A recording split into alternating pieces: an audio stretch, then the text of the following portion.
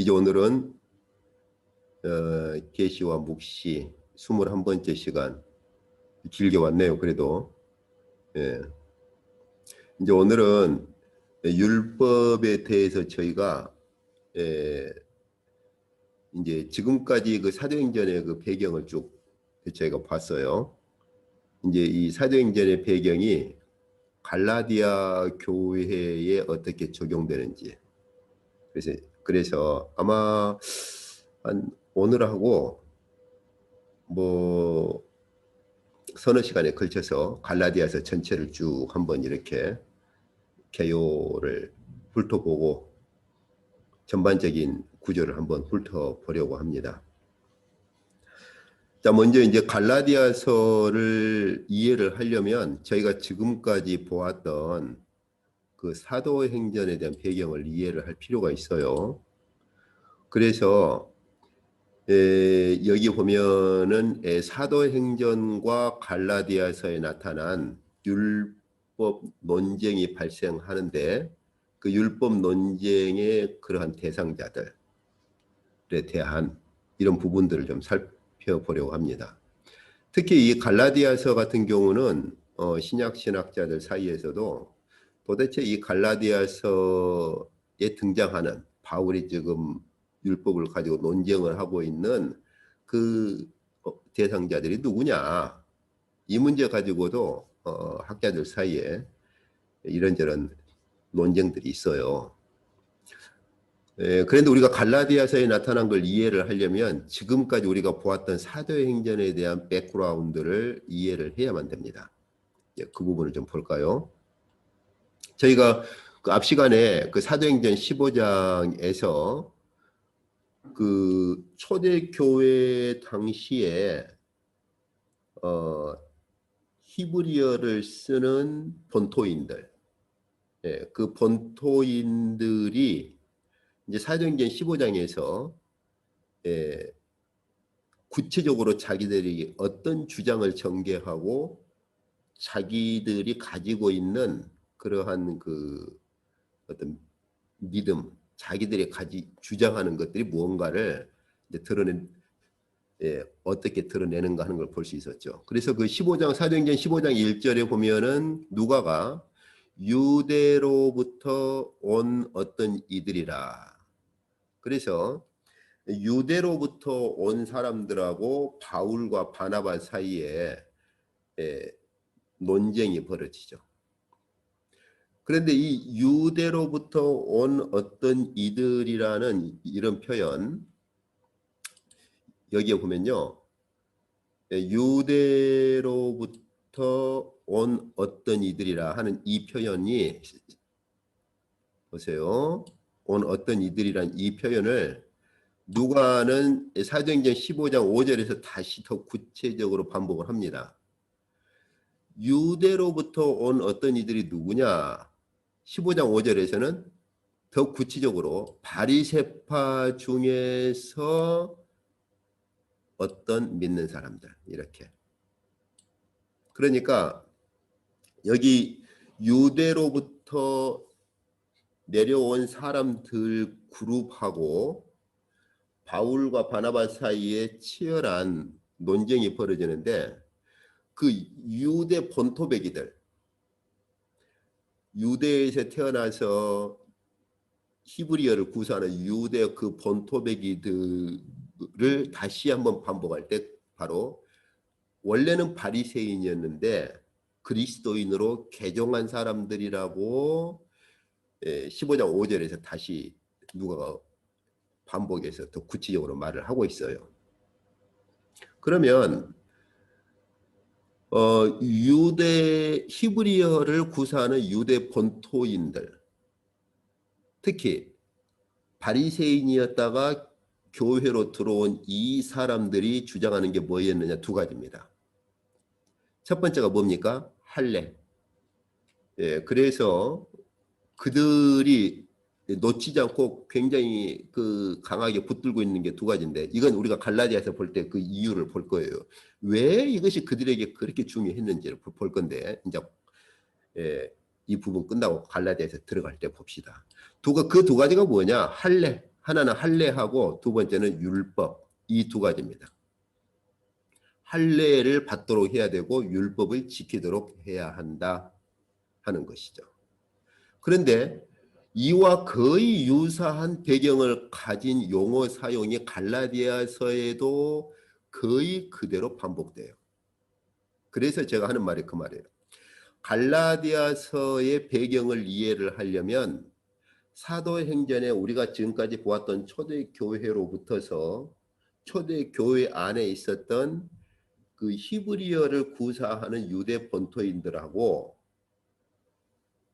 그리스어를 구사하는 디아스포라 유대인들의 그러한 구성 그리고 그들의 갈등 이런 배경들을 먼저 이해를 해야 한다라고 말한 것이 이제 갈라디아서를 보게 되면 방금 제가 사도행전 15장을 중점적으로 봤지만 사도행전 15장에 나타난 그러한 표현들이나 용어가 갈라디아서에 거의 그대로 쓰이고 있어요. 바울이 그 용어를 거의 그대로 쓰고 있습니다. 그래서 앞전에도 이제 그런 말 했지만은 왜 그 이런 구제에서 왜 그리스어를 말하는 디아스포라 유대인들의 과부가 히브리어를 말하는 유대 본토인들의 그러한 그룹들로부터 구제가 다 그렇게 빠져버렸느냐.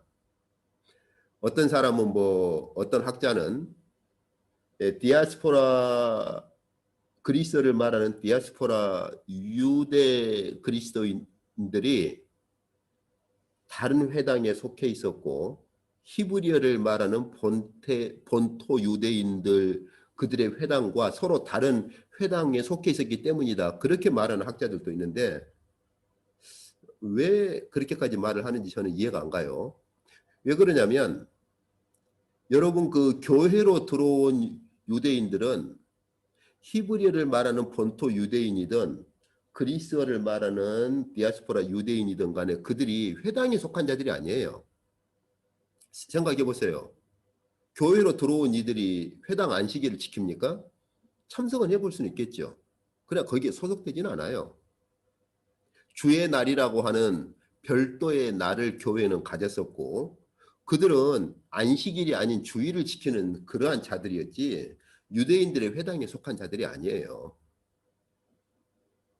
그리고 혹자는 그런 그 히브리어를 말하는 본토 유대인들하고 그리스어를 말하는 디아스포라 유대인들 간에 서로 체제가 달랐다. 그런 말들을 하는데 그것도 전혀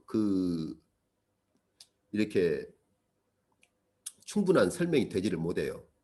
왜 그러냐면 그 뒤에 보면 디아스포라 유대인 그룹들도요.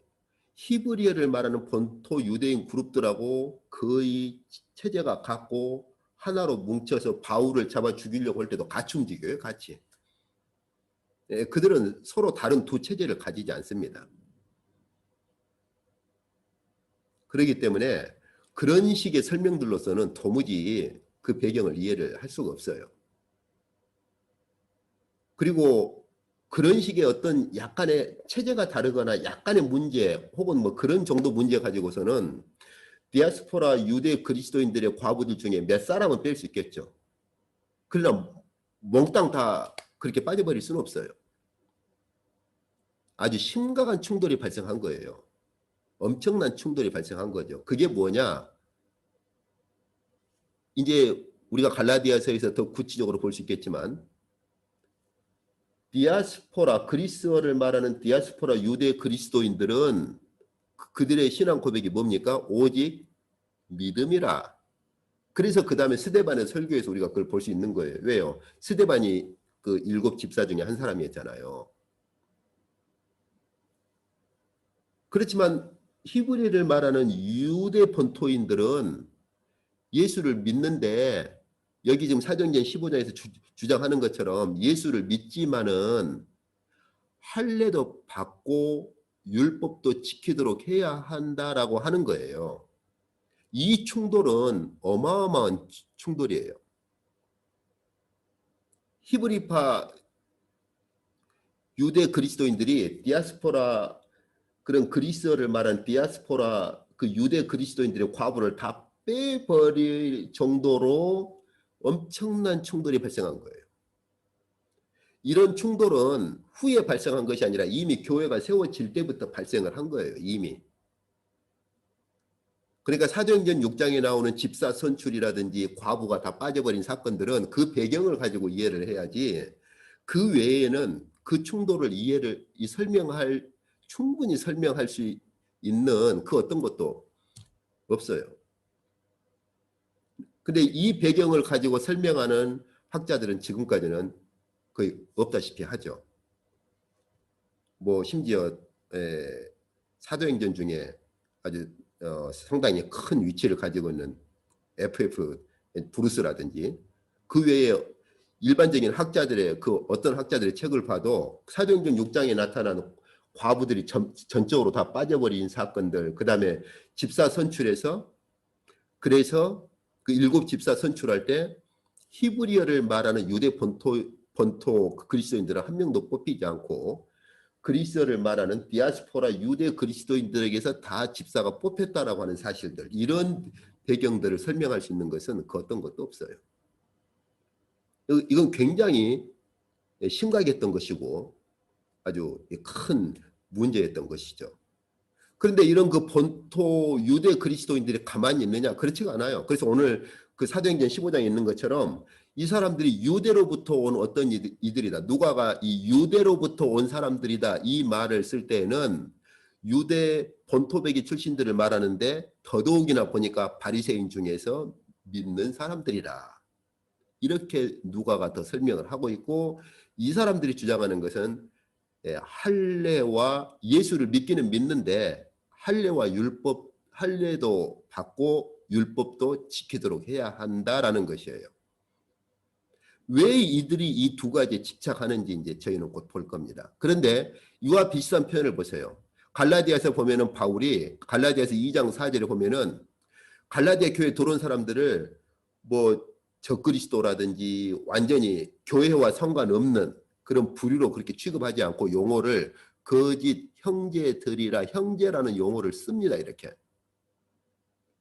갈라디아 교회에 들어온 사람들 거짓 형제들이라고, 여기서 잘못된 형제들, 다시 말하면 이 거짓 형제들이라는 말을 바울이 구체적으로 갈라디아 교회에 쓰고 있는데 이 거짓 형제들이 갈라디아 교회 가르치는 것을 완전히 뭐 이방 철학이다, 뭐 쓸데없는 것이다 이렇게 규정 지어버리지 않고 다른 복음이라는 말을 써요. 또 굉장히 독특한 표현이죠. 그들이 들고 오고 가르치는 것은 다른 복음이다, 복음이라는 말을 써요. 근데 다른 복음이다 이렇게. 바울이 그 디모데라든지 다른 데 보면은 완전히 교회와 상관없는 것들, 뭐 이방 철학의 속임수 이렇게 완전히 그렇게 선을 딱 그어버리거든요. 근데 갈라디아 교회에 들어온 자들에 대해서는 거짓 형제들, 그 다음에 다른 복음 이런 말들을 씁니다. 이렇게. 이제 이 거짓 형제들이 누구고 다른 복음이 뭐냐를 나머지 갈라디아서 나머지 본문에서 더 구체적으로 표현할 때 할례와 율법을 주장하는 자들, 율법 아래에 있는 자들로 그렇게 말을 하는 거예요. 그리고 2장 11절에 보면은 그 베드로 사건을 바울이 소개를 하지요. 근데 그때 바울이 쓴 용어가 야고보에게서 온 어떤 이들이다. 이 야고보에게서 온 어떤 이들은요, 거의 그 누구와 같은 자들이냐? 유도 본토배기들입니다. 그 유대 그 본토배기 출신들이에요. 그래서 그 유대 본토배기 출신들은 그 사도들 중에서 유대 그 본토 출신 그리스도인들은 야고보와 굉장히 밀접한 관계를 가졌어요. 왜냐하면 우리가 사도행전 15장 그 앞 시간도 봤죠. 야고보 사도가 야 믿음이면 됐다. 더 이상 율법을 강요하지 말으라고 선을 그으면서도 그런데 구원과 상관없이 이 모세의 율법을 따라서 목매어 죽인 것이나 피를 멀리하는 이런 질서도 너희가 좀 존중해 줘라. 그래서 너희가 그런 것들은 좀 먹지 말아라. 그러니까 구원이나 의롭다함을 받는 것에 대해서는 야고보 사도도 선을 분명히 그어요. 믿음 외에는 더 이상 할례나 율법을 강요하지 말아라. 그러면서도 그럼 구원 문제와 상관없는 것이라면 또 그들도 또한 존중을 해줘라 하는 거예요. 이런 야고보 사도의 이러한 그 특성 때문에 유독 그 본토 출신 그리스도인들은 야고보 사도 쪽으로 굉장히 많이 밀접한 관계를 가지죠. 예, 그래서 이러한 자들에 대해서 야고보 사도에게서 온 어떤 이들을 사도 바울은 바로 갈라디아서 2장 12절에서 할례자들이다 이런 말로 다시 반복합니다. 그러니까 야고보에게서 온 어떤 이들이 누구냐? 할례자들이다. 이 할례자들은 누구를 말합니까? 바로 바리새파 중에서 믿는 사람들을 말해요. 그러니까 이들이 만약 교회와 상관없는 자들이라면 이들이 굳이 갈라디아 교회에 들어올 이유가 없어요. 이들은 교회 안에 있던 자들이고 이들은 곧 잘못된 것을 가르치는 거짓 형제들인 것이죠. 그래서 바울은 아예 할례자들이다라고 그렇게 용어를 써버립니다.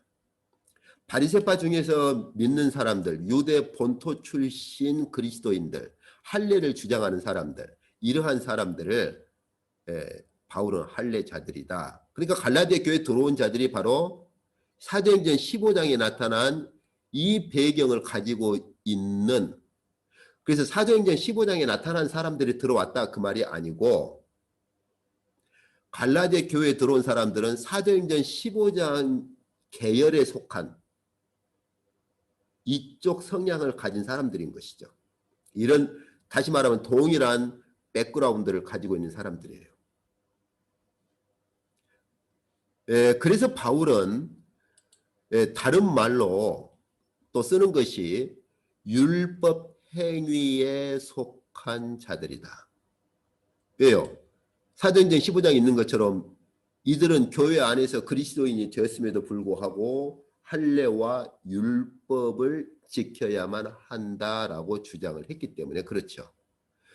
그래서 그 4장에서는 바울이 율법 아래 있고자 하는 자들이라 이런 말을 쓰고, 그리고 그 갈라디아 교회에 너희가 그들의 가르침에 미혹되는 것은 할례를 받으려는 사람들로, 다시 말하면 사도행전 15장에서 할례와 율법을 강조하고 주장하는 그쪽 계열의 사람들로 그렇게 속하는 걸로 보는 것이죠.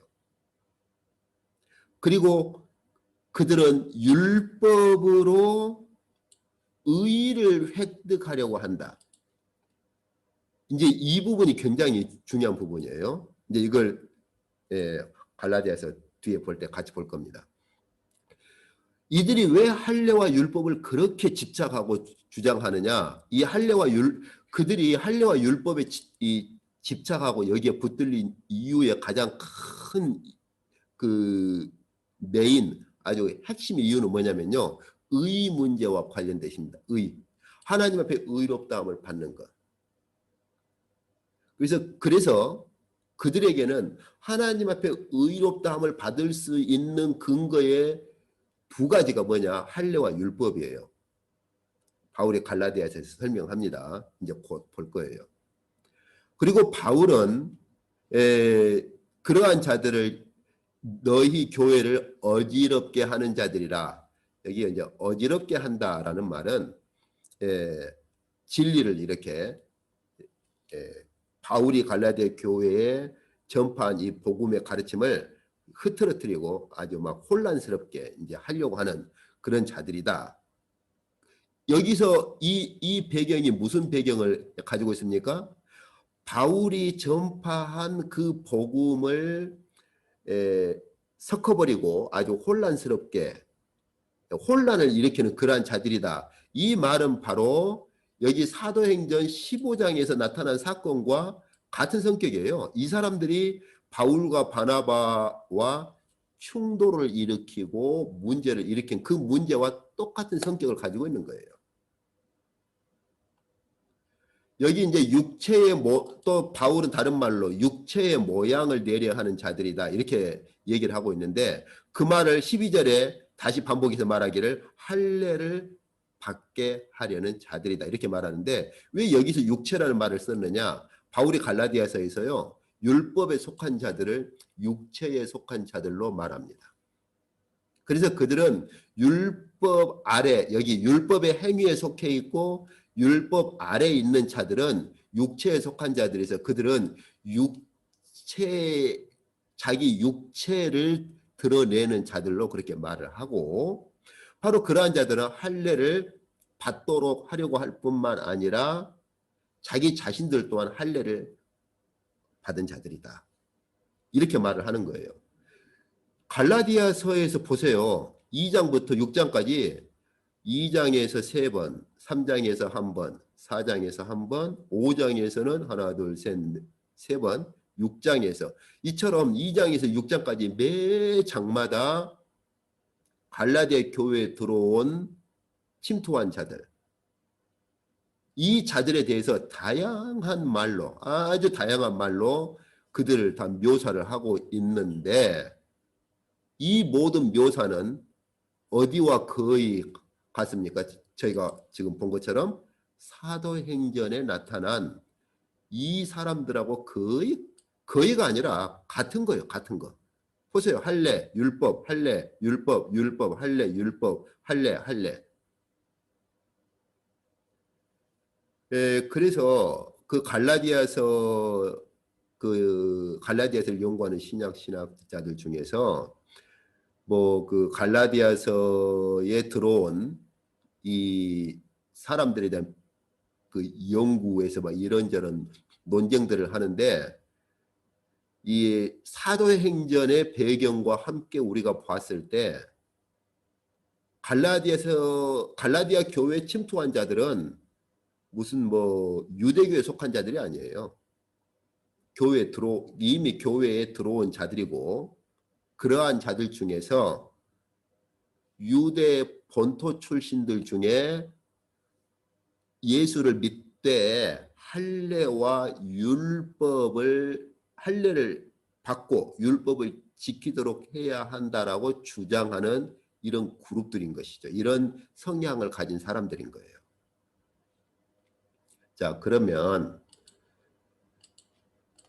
이제 갈라디아서 한번 전반적인 큰 것들을 한번 좀 볼까요? 왜 그러면 그들이 이 두 가지 할례하고 율법을 그렇게 강조할 수밖에 없었느냐? 여러분 이 할례의 출발이 누굽니까? 당연히 아브라함이죠. 우리가 한번 그 바리새인들이라고 생각을 해봅시다. 의의 출발, 의롭다함을 받는다. 의의 출발이 이제 누구죠? 우리 믿음의 조상 아브라함이죠. 물론 그 전에도 이제 뭐 당연히 믿음으로 다 의롭다함을 받았다라고 말은 할 수 있겠으나 공식적으로 그의 믿음을 하나님께서 의로 여기셨다. 의로 여기셨다라고 공식적으로 선언한 조상은 아브라함입니다. 아브라함이에요.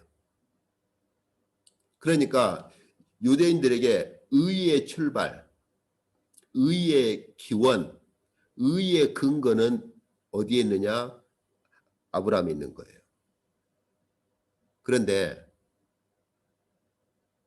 아브라함에게서 시작된 것이 어떤 겁니까? 할례죠, 할례. 할례. 그래서 할례가 없으면 아브라함이라고 하는 기반이 그들에게는 흔들리는 거예요. 아브라함의 기반이 흔들리면 의의 기반도 흔들리는 거예요. 굉장히 중요한 거죠. 그리고 그 다음에 하나님께서 시내산에서 주신 것이 율법이죠. 그래서 아브라함에게 주신 할례를 지키는 것과 모세에게 주신 율법을 지키는 것, 이 두 가지는 의롭다함을 받을 수 있는 기반이고 근거이고 출발점인 것이죠. 적어도 유대 본토인들에게는 그래요. 그래서 이제 우리가 갈라디아서 이제 보겠지만은 갈라디아서와 그 로마서에서 바울이 집중적으로 이제 다루는 게 뭐냐? 믿음으로 의롭다함을 얻는다. 이 의롭다함을 얻는다는 부분을 다룰 때 출발점을 꼭 누구로 출발하느냐? 아브라함으로부터 출발합니다. 왜냐하면 바울은 자기가 바리새인 중에 바리새인이기 때문에 상대방들이 주장하는 논점을 너무나 잘 알아요. 당연히 그들은 아브라함이 의롭다함을 받는다는 것이 출발점이고 근거고 그들의 기반이거든요. 그걸 잘 알아요. 그런데 바울은 아브라함 사건을 다른 관점으로 전개하는 것이죠. 어떤 겁니까? 이제 갈라디아에서 우리가 앞으로 계속 볼 때 더 자세히 볼 거예요. 아브라함이 하나님 앞에서 의롭다함을 받았을 때 할례 받기 전이냐 할례 받기 후냐 그 말이에요. 어떻습니까? 우리가 창세기 보면 할례 받기 전이죠. 할례 받기 전이에요. 그러면은 바리새인들이 당연히 그렇게 질문하죠. 그럼 할례는 뭐냐? 이렇게 나오는 거죠. 그건 바울도 잘 알고 있어요. 아브라함이 하나님 앞에 의롭다함을 받는 것은 할례를 받은 후가 아니라 할례 받기 전에 이미 이루어진 것이다라고 주장을 하면 본토 유대인들은 그럼 할례는 뭐냐? 이렇게 나올 거라는 걸 바울이 너무나 잘 알고 있어요. 그래서 바울이 갈라디아서에 보면 할례에 대한 문제를 아브라함이 먼저 할례 이전에 오직 믿음으로 의롭다함을 받았고 할례는 의롭다함을 받은 것을 인친 사건이다라고 해석을 하는 거예요.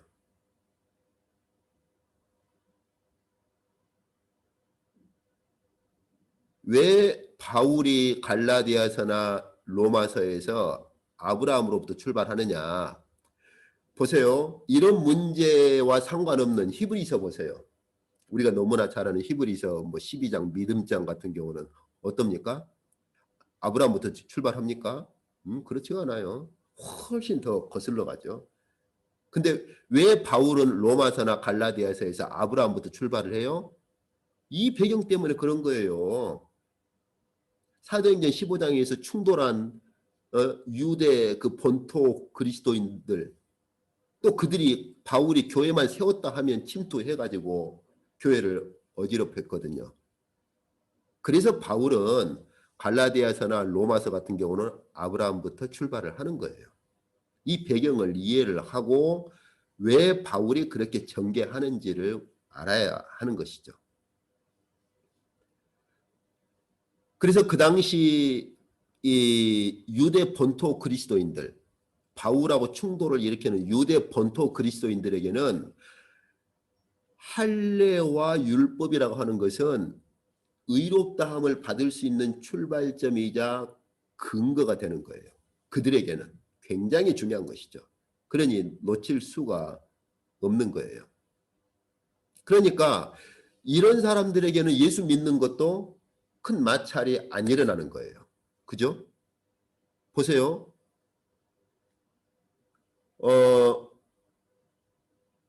만약에 할례를 받고 율법도 지켜서 거기에 플러스 예수를 믿음으로 의롭다함을 받는다? 그러면 예수 믿는 것이 그들에게 있어서 할례나 율법이 깨지지 않거든요. 그럼 뭐 그들이 그리스도인으로 개종을 하더라도 큰 문제가 없는 것이죠.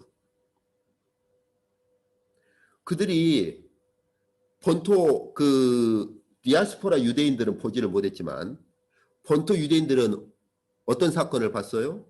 성전 휘장이 그 두터운 20cm가 넘는 그런 막처럼 우리 밀걸레처럼 그렇게 실로 꼬아서 만든 그 두터운 성전 휘장이 그렇게 갈라져 버린 사건들, 그 엄청난 충격이니까 모를 수가 없죠.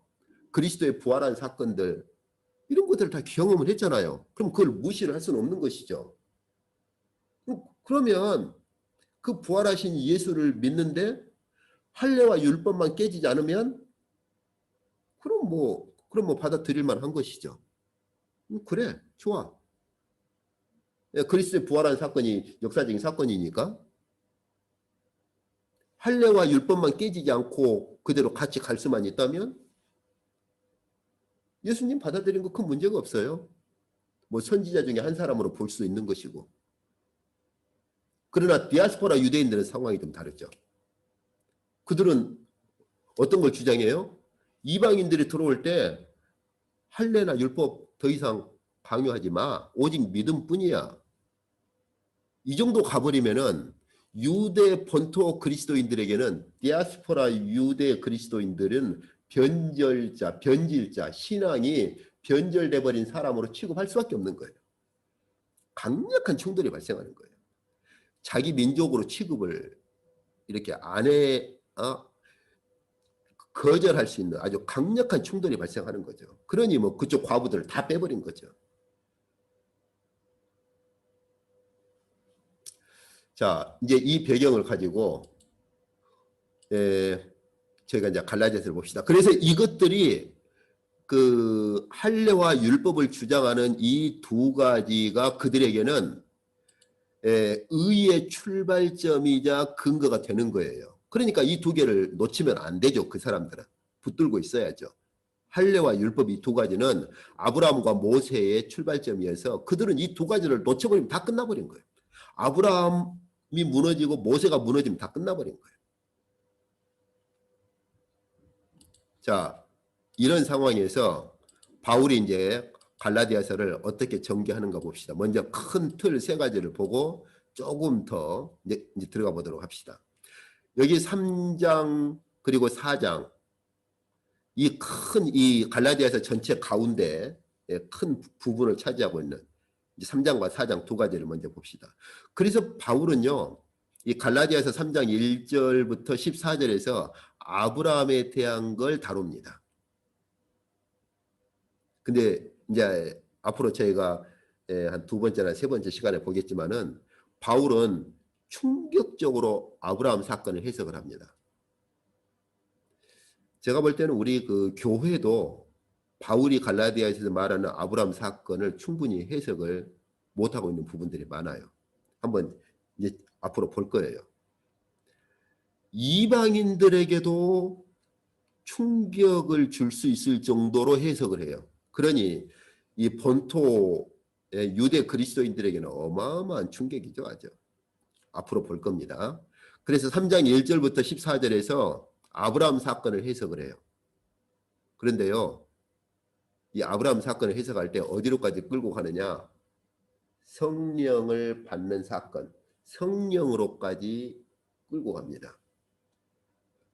일단 뒤에 봅시다. 그리고 나서 바로 이어서 3장 15절에서 18절까지에서는 더 한 걸음 더 나아가서 방금 저희가 여기서 본 것처럼 그들이 서 있는 두 기반, 두 근거가 아브라함과 모세이고 그 말은 결국 할례와 율법이었잖아요. 이 두 가지를 바울이 이제 먼저 아브라함을 먼저 언급을 하고 나서 그 다음에 계속해서 3장 15절에 18절까지에서는 아브라함만이 아니라 시내산 사건까지 같이 그렇게 언급을 합니다. 여러분, 이것은 우리가 유대인이었다면 우리도 그렇게 질문을 할 수밖에 없어요. 자, 보세요. 바울이 자, 아브라함이 의롭다 함을, 자, 너희는 자꾸 의롭다 함을 받는다는 기반을 아브라함 할례와 모세 율법에 두고 있는데, 아브라함이 의롭다함을 받은 게 할례를 받은 후야? 할례를 받기 전이잖아. 먼저 이렇게 말을 해요.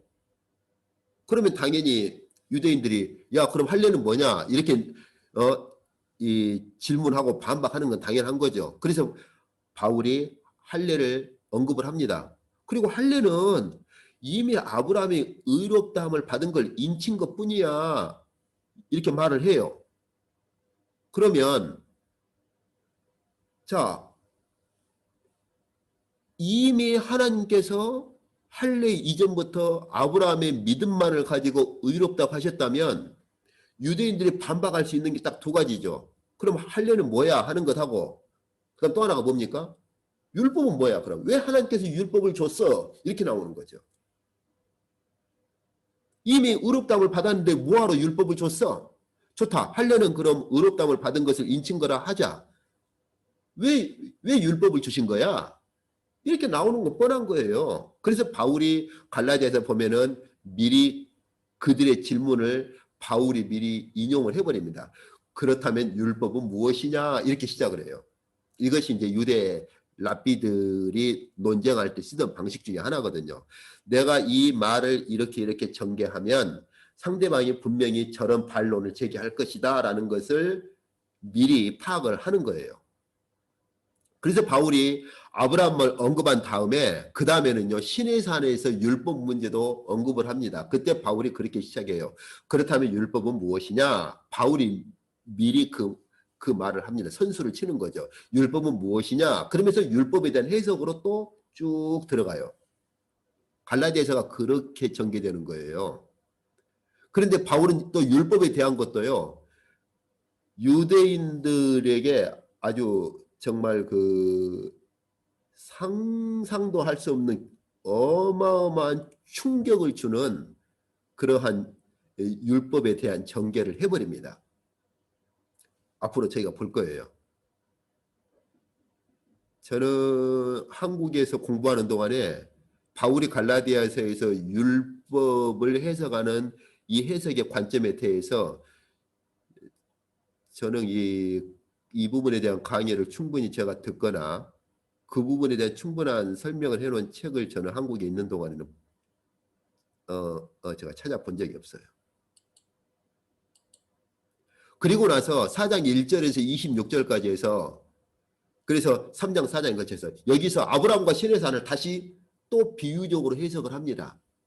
우화적으로 또 해석을 해요.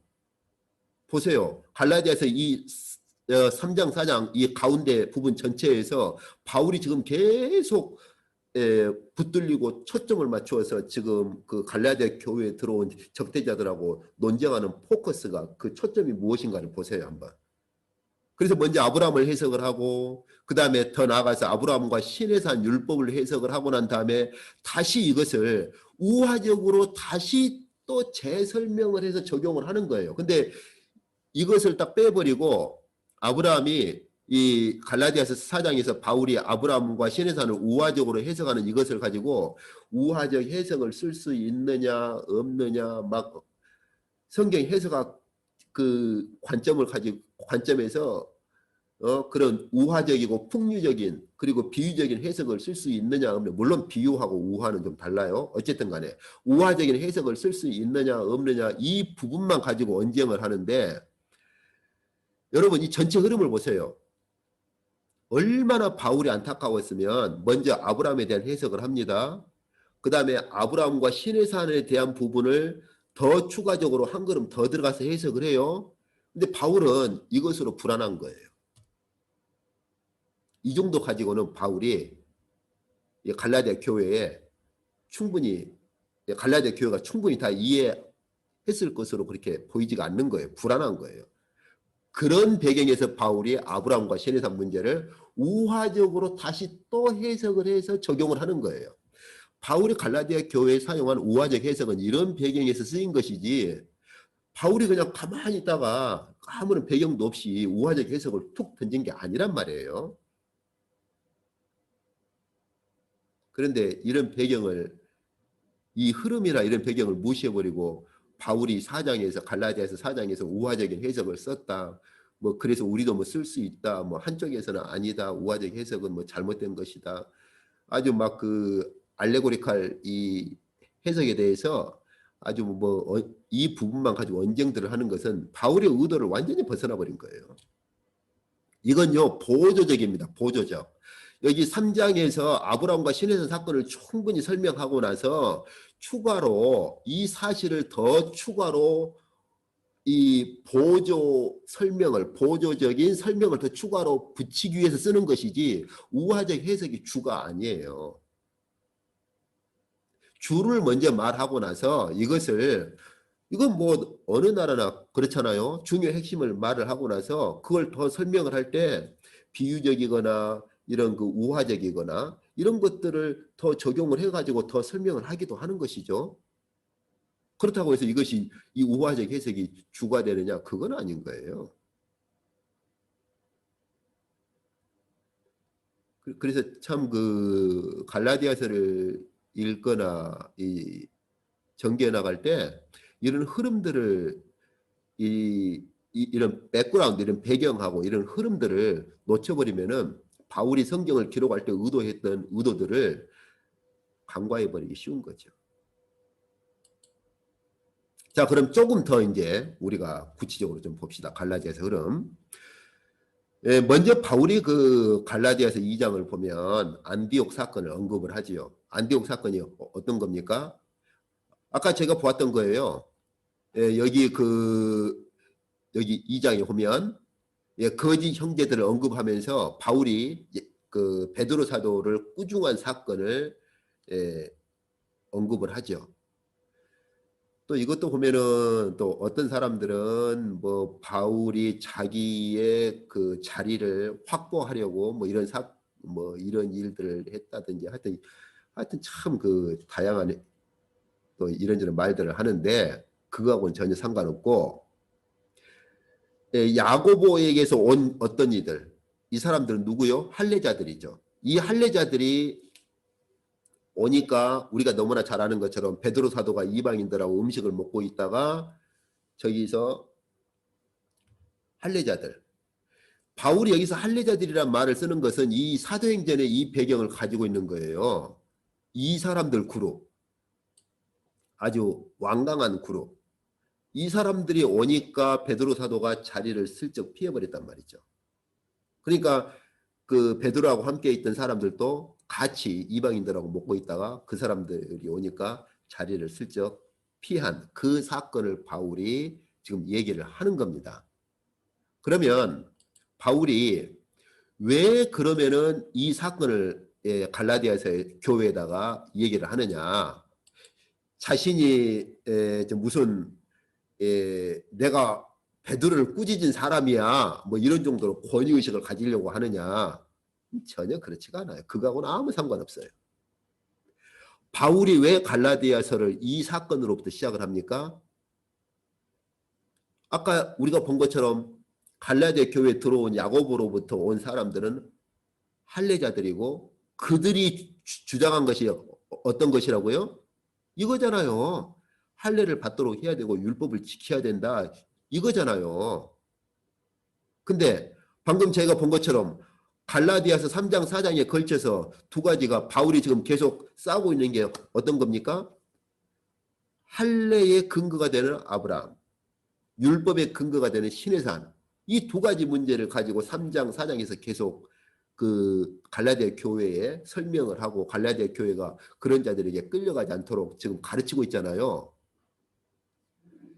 이 두 가지 가르침의 출발점이 어디냐? 바울에게 있어서는 안디옥 사건인 거예요. 왜요? 방금까지 저희가 본 것처럼 안디옥 사건이 바로 그 사건이죠. 할례자들이 오니까 할례를 주장하고 율법을 지켜야 한다라고 주장하는 자들이 오니까 베드로가 피한 사건이잖아요. 그러면 3장 4장에 걸쳐서 길게 아브라함과 신의 산 이 두 가지 문제를 바울이 충분히 설명할 수 있는 일종의 그 사건, 그 뭐라고 그럴까요? 그것들을 소개할 수 있는 하나의 그 예, 어떤 출발점이라고 할까요? 예. 그래서 바울이 베드로와 충돌을 일으키고 베드로를 꾸짖은 그 사건은 이 나머지 전체 사건의 출발점이 되는 사건이에요. 그래서 바울이 갈라디아 교회 소개하는 거예요. 야, 왜 네가 할례를 받은 자들 그리고 할례를 주장하고 율법을 주장하는 자들이 올 때 베드로 왜 네가 그렇게 이방인들과 함께 있다가 자리를 피하는 그런 외식을 하느냐? 왜 네가 이방인들까지 그렇게 미혹되도록 그렇게 하느냐라고 미리 2장에서 그 사건을 언급을 하는 거예요. 그리고 나서 이제 3장에서 그럼 좋다. 아브라함을 우리가 해석해 보자 이거죠. 그래서 방금 제가 설명한 것처럼 아브라함이 언제 의롭다함을 받았냐? 이 할례 받은 자들이 주장하는 것처럼 할례를 받음으로 의롭다함을 받느냐? 그리고 율법을 지켜서 의롭다함을 받는 거냐? 아니잖아. 아브라함은 할례 전에 이미 믿음으로만 의롭다함을 받은 거잖아. 이렇게 자연스럽게 연결되는 사건이기 때문에 바울이 소개를 한 것이지 무슨 바울이 뭐 베드로보다 뭐 우위에 있다든지 바울이 무슨 뭐 다른 의도를 가지고 한 거 전혀 없어요. 그러면서 자연적으로 3장에서 아브라함의 해석으로 들어가는 거예요.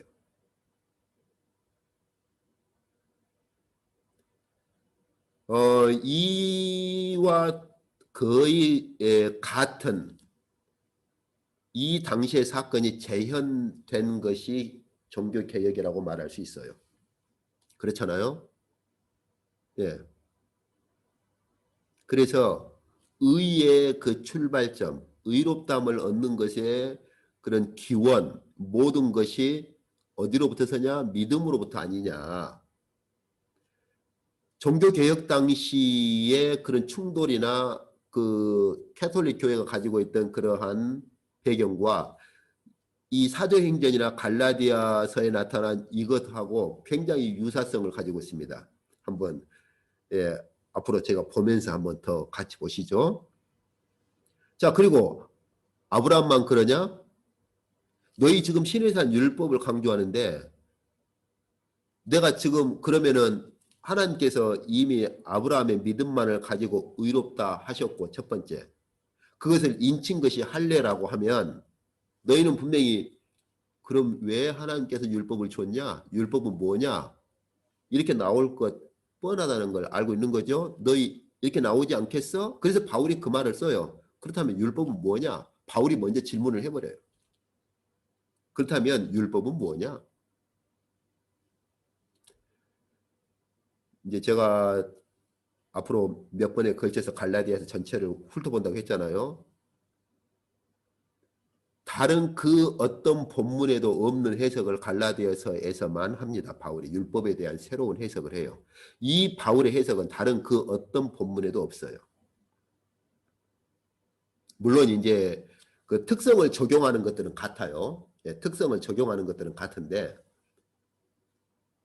어쨌든 이 해석하는 방식이나 이런 것들은 참 그 굉장히 독특해요. 뭐냐? 하나님께서 왜 율법을 줬느냐? 유대인들을 가두어 버리려고. 죄 아래 가두어 버리려고.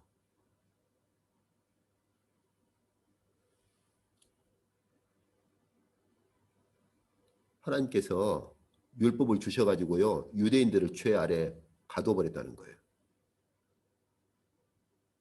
그리고서는 믿음으로 의롭다함을 받은 아브라함의 그 믿음의 의를 유대인들을 가둬버리시고서는 그 의를 누구에게로 넘기셨느냐? 이방인들에게 넘겨버렸다는 거예요. 어떻습니까? 저와 여러분이 유대인들이고 유대 본토배기 출신들이고 할례자들이고 그렇다 합시다. 충격이 엄청 크지 않겠어요? 뭐야, 하나님께서 율법을 줘가지고 우리를 죄 아래 가둬버리고서 아브라함에게 주셨던 믿음으로만 의롭다함을 얻는다는 그 믿음의 의를 우리를 가둬버리고 그 아브라함의 의를 이방인들에게 넘기셨어? 그리고 그렇게 하시려고 우리를 율법으로 가두셨다고?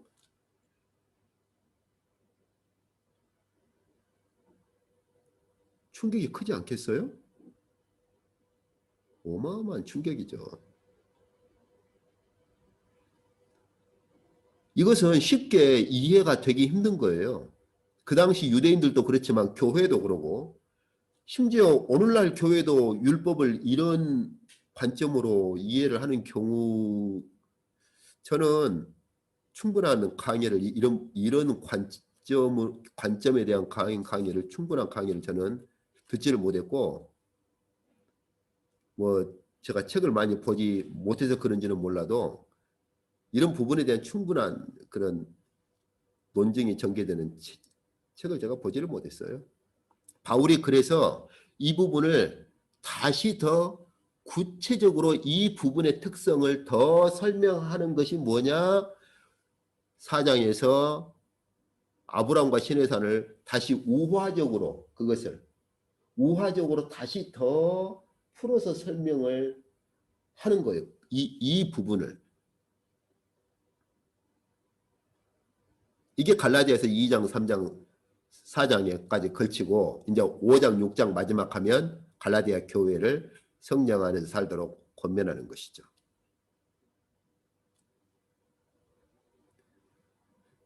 저희가 오늘 이제 앞 시간 한 3시간에 걸쳐서 사도행전 배경을 쭉 봤는데 그 배경을 가지고 있어야만 갈라디아서 지금 설명하는 이것들을 이해를 할 수 있는 거예요. 그래서 제가 그동안 거의 3시간에 걸쳐서 쭉 본 것이고 이제 앞으로 제가 갈라디아서 한 2-3번 혹은 서너 번에 걸쳐서 오늘 했던 이것들을 이제 직접 본문을 다루면서 그리고 해석을 하면서 이것들을 다시 한번 적용하고 다시 한번 볼 겁니다만은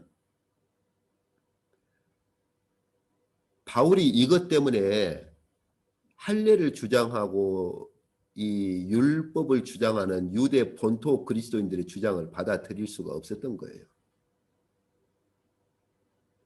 이것을 바울이 발견했잖아요. 이것을 발견했기 때문에 바울은 양보할 수가 없는 것이죠.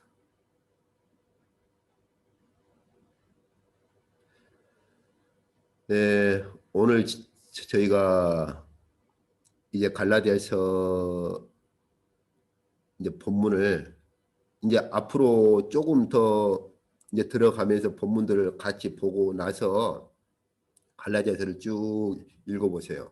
그러면 바울의 심정, 바울이 왜 이런 말을 쓰는지, 바울의 느낌, 그리고 갈라디아 교회에 들어온 자들에 대해서 왜 이런 표현을 쓰는지 이런 것들에 대해서 더 구체적으로 선명하게 알 수가 있는 것이죠.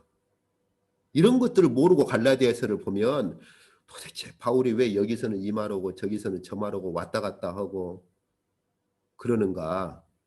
심지어 신약신학자들 사이에서도 이런저런 논쟁들이 그렇게 발생을 하는 이유가 이제 이런 부분에 대한 충분한 것들이 이제 갖추어져 있지 않는 것들이죠. 다음 시간에 이제 이 틀을 가지고 본문으로 이제 들어가 보도록 그렇게 합시다. 그리고 이런 것들을 우리가 충분히 알게 되면 이제 앞으로 우리가 보게 될 이런 그 의에 대한 부분들 그리고 또 한 가지는요. 바울이 여기서 끝나지 않습니다. 앞으로 보시면 알겠지만은 이 모든 것을 어디로 끌고 가느냐? 성령으로 끌고 가요. 성령으로. 사실은 바울의 초점은 거기에 있어요. 여기 지금 2장, 3장, 4장까지는 교회 안에 일어난 문제를 다루고 교회 안에 발생한 문제에 대해서 바울이 해석을 하고 가르치는 것이고 5장, 6장 가면요. 이 문제를 해결하는 것으로 바울이 끝내지 않습니다. 이 문제를 충분히 설명하고 해결한 다음에 갈라디아 교회를 어디로 끌고 가느냐? 성령으로 끌고 가요. 성령으로. 구체적으로. 우리 한국 교회는 성령을 말할 때 우리가 성령을 따라 삽시다. 성령 안에서 삽시다. 이런 정도 추상적인 거죠. 그럼 성령을 따라 사는 게 뭐냐? 성령 안에서 사는 것이 뭐냐? 이런 것들이 충분히 해석이 안 되니까 한쪽에서는 기도원에서는 뭐 신비한 환상을 보는 것이 성령 체험을 하는 것으로 그렇게. 근데 바울은 그 정도로 말하지 않아요. 바울만이 아니라 모든 사도들이 성령 안에 산다고 하는 것을 아주 구체적이고 아주 정말 자세하게 적용하면서까지 말을 합니다. 이제 그런 걸 우리가 이제 갈라디아에서 5장, 6장에서 같이 볼 거예요. 그 부분을 보시고 나면 얼마나 한국 교회가 뭐 다 그렇다는 것이 아니라 많은 경우에 책들도 그러고 성령에 대한 것을 원리적으로만, 추상적으로만 성령을 따라 삽시다. 성령 안에서 삽시다. 뭐 성령의 지배를 받읍시다. 이런 정도 이상 그냥 이 정도까지만 언급을 했어요. 그런데 사도들은 그렇지가 않아요. 그 부분들을 5장, 6장에서 그렇게 보도록 할 것입니다. 예, 오늘 이쪽까지 하도록 하겠습니다.